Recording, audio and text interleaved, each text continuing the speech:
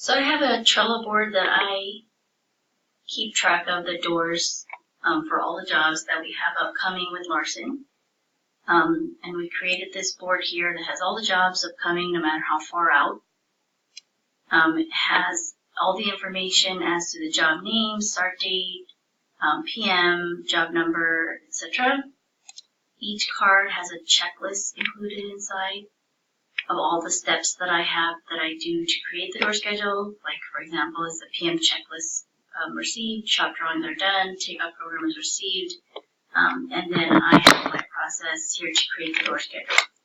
So once I finish these checklist items, this card will get moved into whatever the next step in the door process is. So after the door schedule is created, it goes to door share, be sent up for shared review. Then we have the review meeting. The door gets submitted. If there's revisions, you come back, make revisions, send that out for shared review again. Once it's been approved, then it goes to ordering hardware and glass.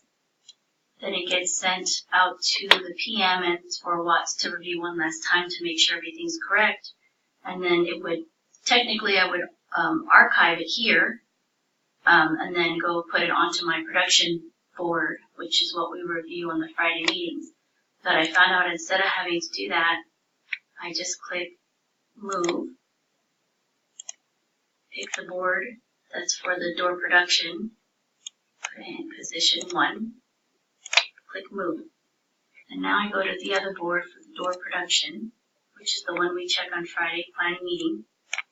And then here it is, the test job. So now it's to be programmed by Hector. So once I get the packet together, then I would send it to Hector to be programmed. It would move here. Then it would go and get the metal pulled and cut, and then going to be fabbed, being assembled, and then completed, and then gets archived here. So this saved me a bunch of steps of having to recreate these cards over and over again, and also to make sure that none of the jobs got missed. And that was my 2-second improvement.